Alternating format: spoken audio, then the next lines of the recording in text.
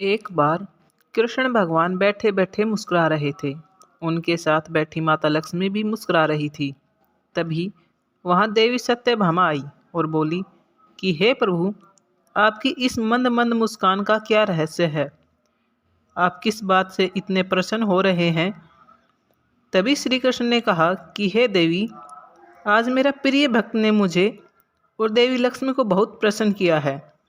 यह सुनकर देवी सत्यभामा को कुछ समझ में नहीं आया, तो उन्होंने कहा कि प्रभु, मुझे जरा विस्तार से बताइए, आपका कौन से भक्त ने ऐसा क्या कर दिया कि आप इतने खुश हो रहे हैं?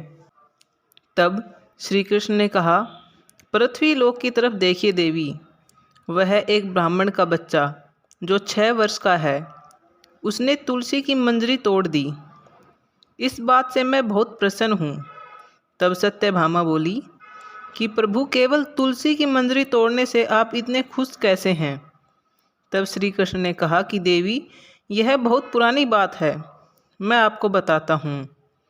एक बार देवी लक्ष्मी और देवी गंगा के बीच किसी बात को लेकर बहस हो गई।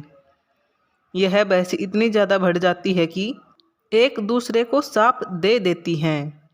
देवी गंगा ने माता लक्ष्मी से कहा कि तुमने मुझे नदी का वेग बनाया है, तो मैं तुम्हें शाप देती हूँ कि तुम एक पौधा बन जाओ, जो वृंदा बनकर बाद में तुलसी का पौधा बनी। तभी वहाँ देवी पार्वती आ जाती है और कहती है कि आप लोग एक दूसरे से क्यों लड़ रहे हो? देवी गंगा कहती है कि लक्ष्मी ने मेरे ऊपर हंसी उड़ाई है, इसलिए मैंने शाप दे दिया।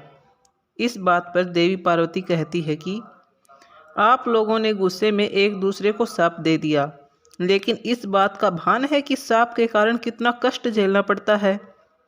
देवी पार्वती कहती हैं कि 84 लाख योनियों में से 20 लाख योनियां वृक्ष और पौधों की है लक्ष्मी। तो आप बताइए कि एक धरती पर जाने के बाद आपको वृक्ष या पौधे के रूप में किस किस योनि में रहना पड़ेगा? देवी लक्ष्मी को अपनी भूल का पछतावा हुआ और उन्होंने देवी गंगा पर हंसना नहीं चाहिए था। उन्होंने देवी पार्वती से सहायता मांगी और कहा कि कुछ ऐसा हो सकता है कि 20 लाख योनियों में से मैं एक बार में ही छूट जाऊं।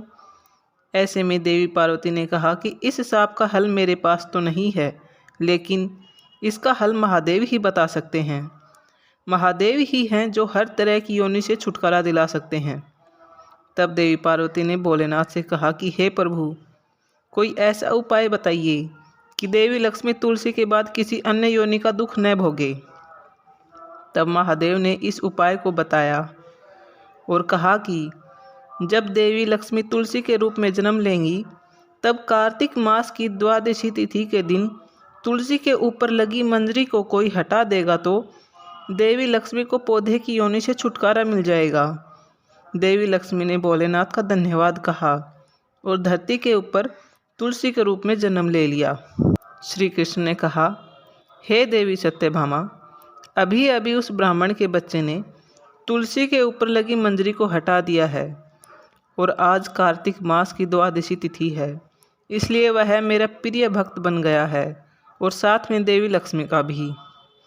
दोस्तों, कहा जाता है कि कार्तिक मास की द्वादशी तिथि के दिन तुलसी के पौधे में लगी मंजरी को तोड़कर शालिग्राम को अर्पित कर दें। ऐसा करने से माँ लक्ष्मी का पौधे की योनि से मुक्ति मिल जाती है और वह किसी अन्य पेड़ पौधे की योनि में नहीं जाती और मोक्ष पा लेती हैं। इसके साथ ही ऐसा करने से व्यक्ति को माँ लक्ष्मी सुख समृद्धि, धन संपदा, ऐश्वर्य का आशीर्वाद देती है। तुलसी मंजरी को भगवान कृष्ण को भी चढ़ा सकते हैं। ऐसा करने से माँ लक्ष्मी के साथ कृष्ण भगवान भी प्रसन्न होते हैं। आपको यह कथा कैसी लगी, कमेंट करके ज़रूर बताएं।